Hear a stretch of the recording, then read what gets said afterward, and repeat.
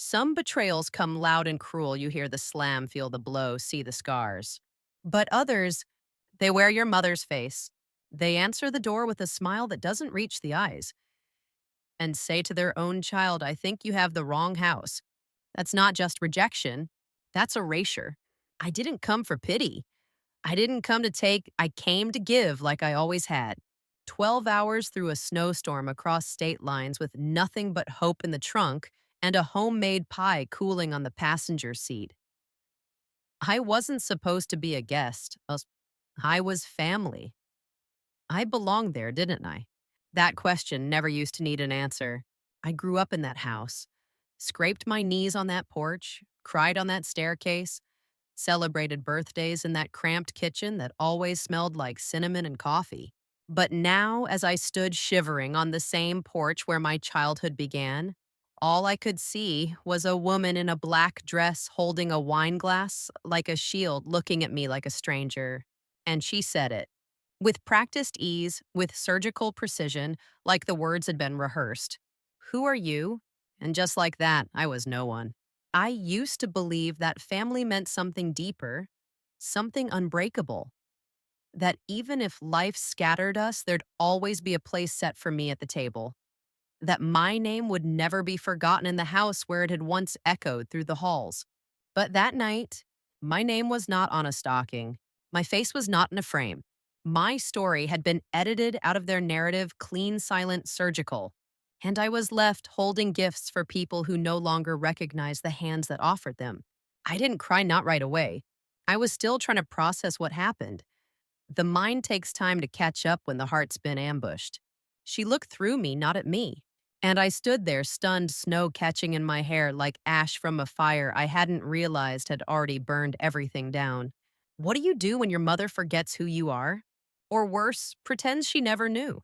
I had given them everything: money, support, sacrifice, while they built their lives on the foundation of my silence. But this wasn't about finances. This was about worth. This was about showing up for a family that had already voted you out, not with words, but with indifference. And so I left the pie on the porch, left the carefully wrapped gifts in the snow like orphaned memories. And I got back in the car, no longer certain where I belonged. Do you know what it feels like to be erased? Not hated, not yelled at, just deleted. I do. And I've learned that silence can be far more violent than screams.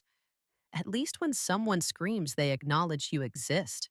But when your mother, the woman who once rocked you to sleep, who once whispered you're safe, looks you in the eye and says, I don't know who you are, that's not just forgetting. That's a funeral for everything you thought was real. And the worst part? She meant it. I didn't drive away fast. There's something humiliating about reversing slowly from a house you once called home headlights, brushing across snow-covered mailboxes, like ghosts of the neighborhood you thought still remembered you. I thought about honking just to hear something cut through the silence. I didn't. I couldn't. The pie was still on the porch, steam curling into the cold like a question nobody would answer. The ribbon on one of the gifts had come loose, red satin fluttering in the wind like a flag for a fallen soldier. I had no destination, just a motel 10 miles up the interstate where truckers slept off exhaustion, and people like me stared at textured ceilings, trying to figure out how their lives cracked open without warning. The silence inside the car wasn't peaceful, it was clinical. Too quiet, too clean. Like grief had scrubbed away the noise. And then the phone rang. It was Tyler. For a second, just one, I felt relief. I thought maybe he'd come out to find me. Maybe this was all a mistake. Maybe he'd say, we didn't know you were coming. Come back, please. I answered, but I didn't speak. Neither did he at first. Then hurriedly he said my name. Allie, are you still outside? My voice barely made it to the surface. I'm in the car. He exhaled like someone who'd been holding in something far too long. I didn't know you were actually coming tonight, he said, his voice low. Mom said you'd canceled, that you were going to Jamaica for work. No, I told her this morning. I was on the road when I called. She said she'd save me a plate. There was a long pause. I could hear people laughing behind him, glasses clinking, music, cheer. I don't know what's going on, he said, But mom's been really stressed about tonight. It's a big deal for her. This dinner, it's not just family. Richard's here. He's putting money into her spa thing. She didn't want any surprises. Surprises, I repeated. I'm her daughter. And then came the sentence that still makes my stomach turns. She was just trying to make a good impression. I said nothing. Because what do you say when your presence, your very existence, is labeled a liability? He fumbled for words, trying to explain, trying to soften the blow. And then it happened. He didn't hang up. Not completely.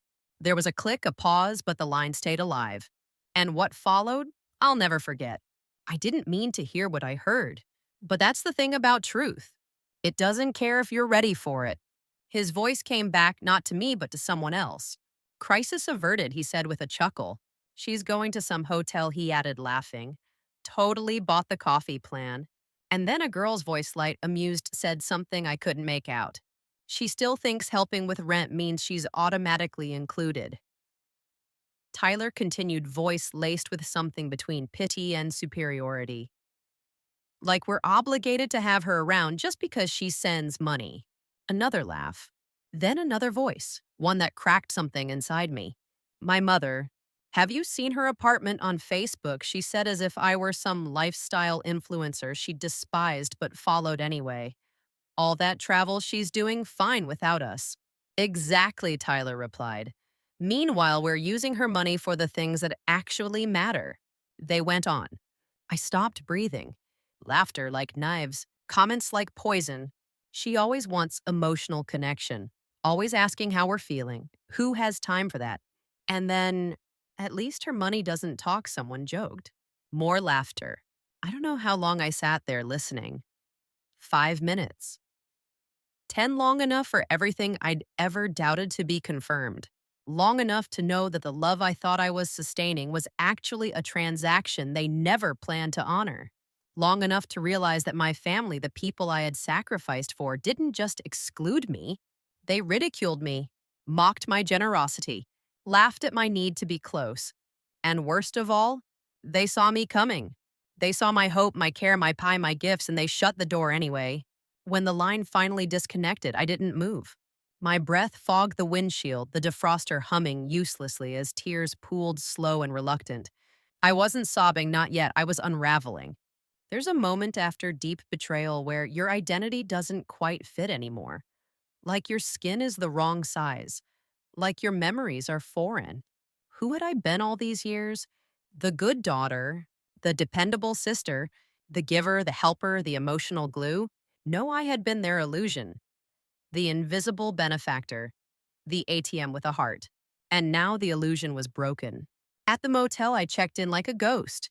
The man behind the counter didn't ask questions, just handed me a key and pointed down the hallway. Need anything? He asked. A time machine, I almost said. Instead, I shook my head. Room 211, low ceilings, beige walls, a lamp with a flickering bulb, and a bed that smelled like cleaning product and cigarettes. I didn't cry there either. I opened my laptop, logged into my bank, opened my inbox, and began taking screenshots. Transfers, statements, emails. Every $500 to Tyler, every $800 to mom, every emergency, every just until next month, every gift, every holiday bonus I sent instead of visiting. The total was staggering. Over $80,000 sent with love. $80,000 received with contempt. I didn't want revenge. I wanted clarity.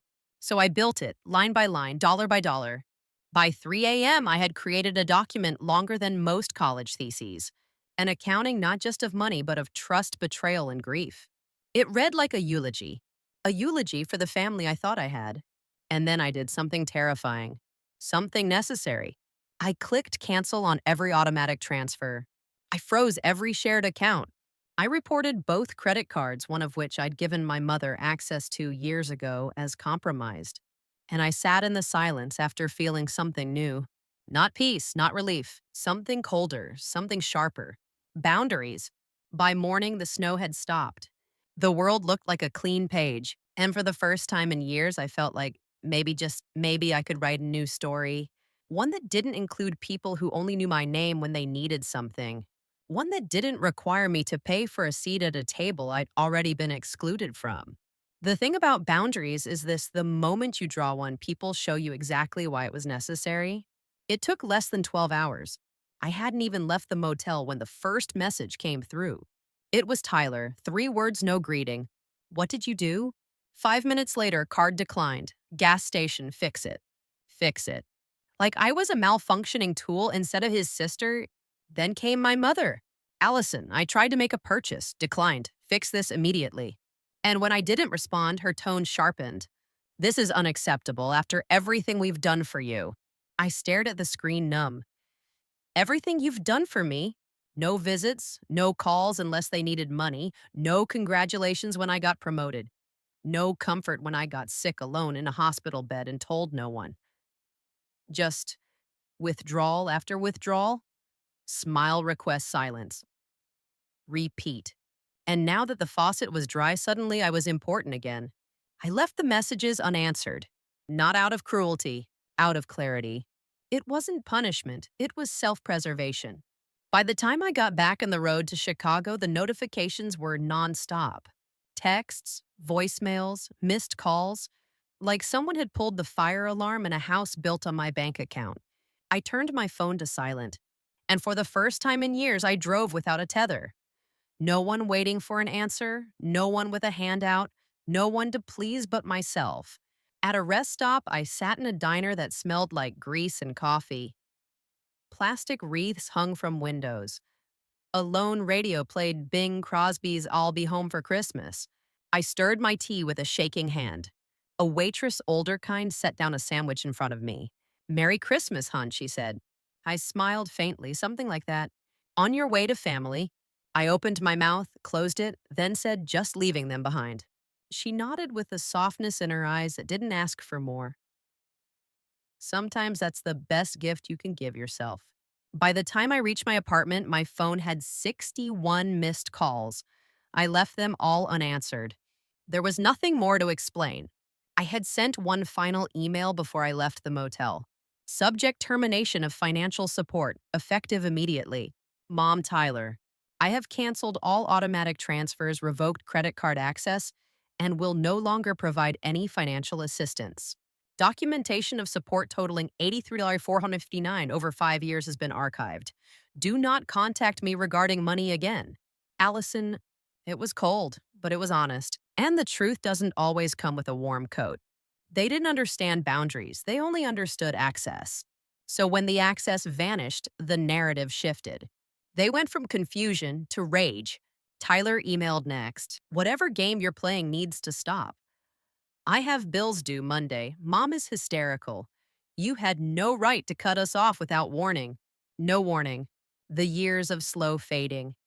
The voicemails ignored. The holidays where I cooked alone while they scrolled their phones.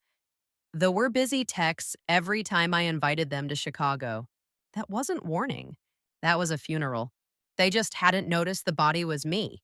Then came my mother's masterpiece. I don't know what kind of breakdown you're having, but this is beyond unacceptable. After everything I sacrificed for you, the years of putting your needs first, this is how you repay maternal love: by destroying Christmas. I read it again, and felt nothing but stillness. Because once you've seen the truth, you can't unsee it. And the truth was, her sacrifices were imaginary. Her version of history had been rewritten to suit the role she wanted to play: martyr, not manipulator. I wasn't destroying Christmas. I was just refusing to pay for one I wasn't invited to. By evening, the tone changed again. Now it was desperation. "Tyler, please, I'm getting evicted if I don't pay today. Mom. The spa deposit is due tomorrow. If I lose it, I lose everything." It was always urgent, always life or death, always something only I could fix if I just ignored the part where they broke me first. I didn't reply. Later that night, the threats arrived. "Mom, if you don't fix this immediately, I'll involve lawyers." Tyler, this is financial abuse. Cutting people off without warning is illegal.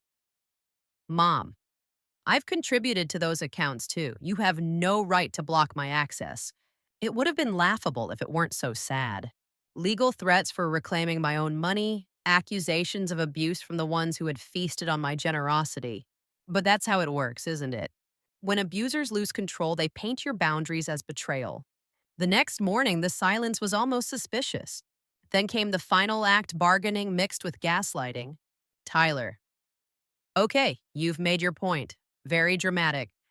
Now turn the cards back on and let's talk support like adults. Mom, I always knew you had emotional issues. This proves it. Let me help you get the therapy you clearly need. Tyler, just don't tell anyone. You'll only embarrass yourself. I didn't respond.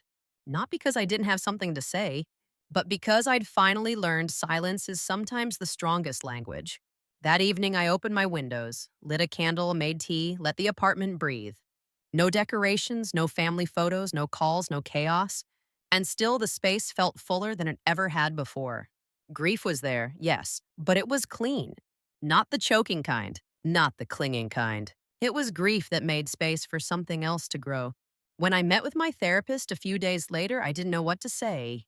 I had told the story too many times in my head, replayed the door closing, replayed the voicemail, replayed the pie in the snow. But in that room, it was quiet. And for the first time, someone listened without demanding I fix it. You're not broken, she said. You're just waking up. In the weeks that followed, I started writing things down. Not just the transactions, the betrayal, but the patterns. The way love had always come with conditions. The way my needs were always too loud. The way I'd been made to feel selfish for wanting to be seen. And as I wrote, I found something I didn't expect: relief. Not because I was glad it happened, but because it had finally ended. And in that ending, I found the beginning of myself. There's a strange kind of quiet after the storm of betrayal. It doesn't roar or crash, it settles, soft, heavy. Like snow blanketing a ruined town, covering everything so completely that even the wreckage looks peaceful for a while. But it's not peace, it's absence. No more texts, no more calls, no more guilt laced emergencies, just stillness. And inside that stillness, something new tries to breathe. The first morning of my new life, I walked into my kitchen and didn't reach for my phone. There were no reminders to transfer money, no unread messages blinking like red lights in my inbox. No urgent, just one more thing from people who never once asked how I was doing. I stood by the window, tea in hand, and stared at nothing. Because when your identity has revolved around service, around caretaking, fixing funding, rescuing, the removal of those roles leaves a vacuum. Who am I now without the crises? Without their needs? Without the illusion of obligation? That question followed me like a shadow. It was there when I logged into work. There when I passed the empty second bedroom Tyler had once slept in. There when I ordered dinner for one and didn't feel the usual guilt for not inviting someone. I was so used to giving that I had forgotten how to simply be. Dr. Kaur, my therapist, said it plainly one afternoon. You've been operating under one script your whole life. Now you're rewriting the entire play. What if the stage is empty? I asked. Then you get to decide who deserves a ticket, she replied. It was around that time I met Clara. She lived downstairs. We had passed each other for years in the mailroom, the elevator, the laundry room, offering polite nods, a warm smile, but nothing deeper. Until one day she caught me fumbling with a grocery bag outside the building and said, "You're always rushing somewhere. Not today." "Nowhere to rush to," I answered honestly. "Good, then come in for tea." Clara was 74, widowed, quick-witted, and possessed a kind of grace that comes from having lost enough to know what's worth holding on to. Her apartment was full of soft lamps, antique books, and the smell of lemon soap.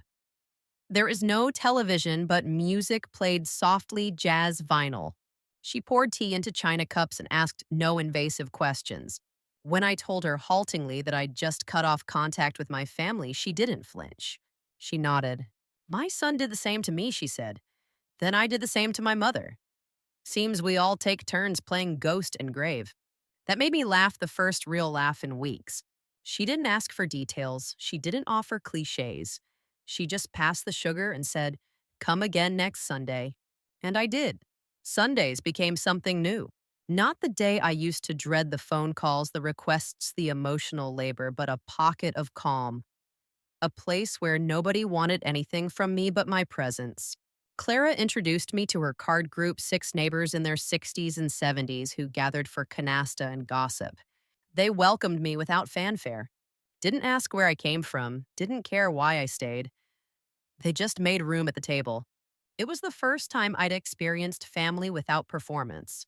And with each game, each joke, each potluck dish passed hand to hand, something inside me shifted.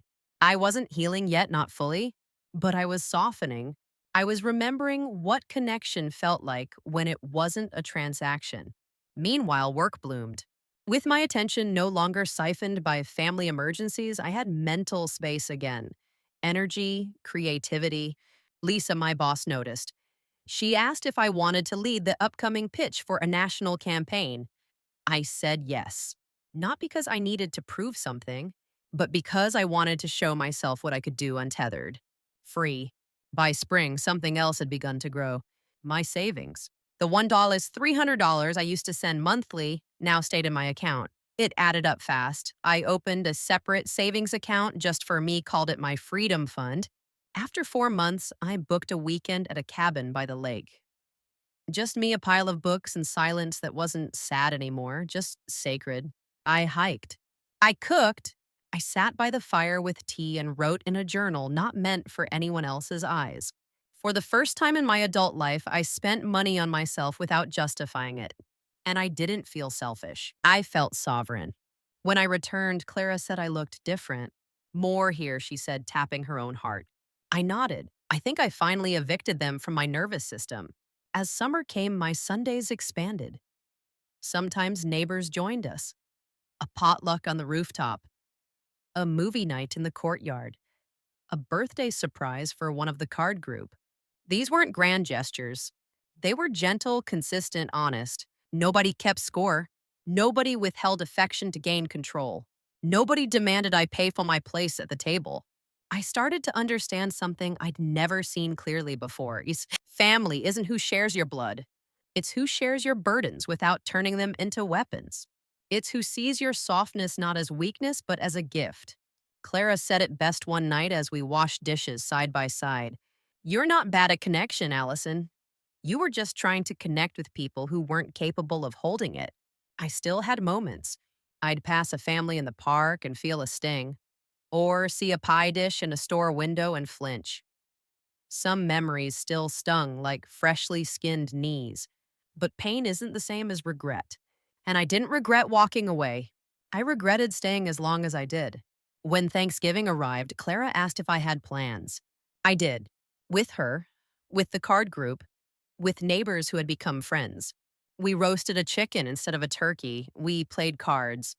We went around the room and shared what we were thankful for, not performatively, just honestly.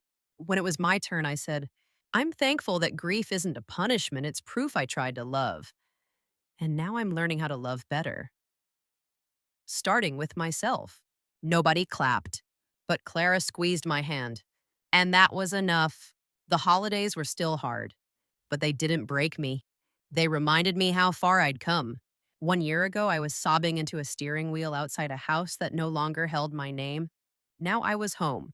Not because I'd returned somewhere, but because I'd created one inside myself. It's strange what time does.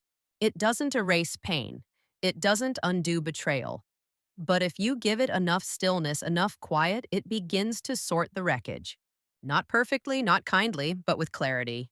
And sometimes clarity is all we need to heal. Christmas came again. Snow on the windows, jazz on the radio. No decorations, just a string of warm lights across my bookshelf and a candle burning softly on the table. Clara and I were planning to help with a community dinner that year, a center for seniors without families and for single parents struggling through the season. I wasn't looking to replace anything, just to give. But not in the old way, not out of guilt or desperation, out of choice. That was the difference now. Everything I did, I chose. Not because I had to, not because someone expected me to, because it felt right. On December 23rd, I ran into Tyler. I didn't mean to.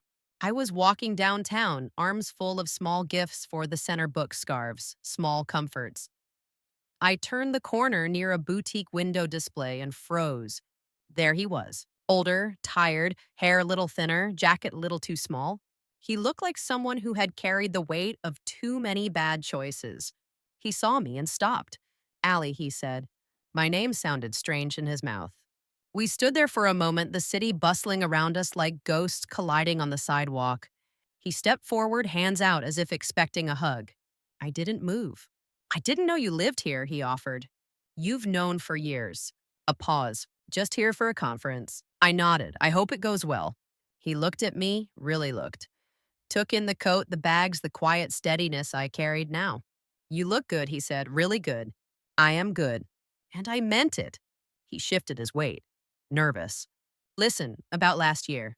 No need, I said. No, it got out of hand. Mom, the party, the business stuff. She told me you canceled. She lied. He winced. I know. There was a silence between us, not angry, not sad, just final. He searched for something and then said almost proudly, Mom asks about you sometimes. It was such an obvious lie, I almost laughed.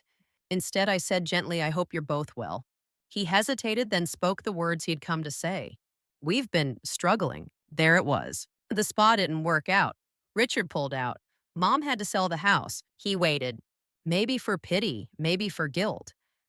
Maybe for me to become the version of myself he used to rely on the fixer, the wallet, the emotional sponge. I didn't become her. Life has challenges, I said softly. We all have to meet them. He looked at me like I'd slapped him. 5 years ago, I would have reached for my card. 2 years ago, I would have felt vindicated. Now, I felt detached. Not cold, not cruel, just no longer involved. Still holding a grudge, he asked, the bite in his voice returning. I smiled, not out of spite, but understanding. No grudge, Tyler, just boundaries. He didn't like that answer. Because boundaries don't serve the people who used to benefit from your lack of them. I wish you well, I said, and I meant that too. And when I turned to walk away, he called after me. Family is supposed to be forever, ally. I paused, turned halfway, met his eyes with a calm he'd never seen in me before. True family is. And then, with a quiet breath, I answered the question that had haunted me since that night on the porch. What we had wasn't family. It was obligation wrapped in exploitation. And I've learned love without respect isn't love, it's control. Goodbye, Tyler. And I walked on, not away. Forward. That Christmas, I didn't cry. I sat at the community center handing out wrapped boxes to strangers I would never meet again. And it felt more like family than any holiday in my life. There was no tension, no silent tests, no emotional invoices disguised as affection. Just presence, just kindness, just a room full of people grateful to be seen and willing to see others. Mrs. Chen, a 92-year-old woman who used to teach calculus and wore pearls with her paper apron, took my hand during dinner. First time volunteering, she asked. Yes, first Christmas since I lost my family. She studied me, sharp eyes narrowing. Lost as in passed away. No, I said. Lost as in found out they never really saw me. She nodded. Been there. And then she said something that stayed with me. You'll survive. Might even like the person you become after. I did. I do. By spring, my life had shape again. Not the shape it used to have, something better. Something mine. My savings grew. My apartment felt like a home. My Sundays were still for Clara and canasta and dinners that ended with laughter and mismatched Tupperware. And then came an unexpected thing. Joy. Not fireworks, not fairy tales, just joy in small things. Like watering the plant I once forgot to keep alive. Like dancing while I cooked. Like walking through the neighborhood without checking my phone for a disaster. By summer, I had built something I once believed I didn't deserve, a life that asked nothing of me but honesty. And when people asked what happened with my family, I didn't lie. I didn't perform. I just said, they made me choose them or me. For a long time, I chose them. Now I choose me. I still keep the broken pie dish. Not out of sentiment, but as a reminder. Not all heirlooms are worth passing down. Some must be buried so something better can grow. And when I think back to that night, to the door, the silence, the refusal, I don't see it as the moment I lost everything. I see it as the moment I was reborn. Because sometimes you don't know who you are until the person who gave you your name looks you in the eye and says, Who are you? And now I have the answer. I am someone who survived being erased, who stopped mistaking being needed for being loved, who doesn't knock on locked doors anymore because she knows she can build her own house and fill it with light and leave the door open, but only for those who know how to knock.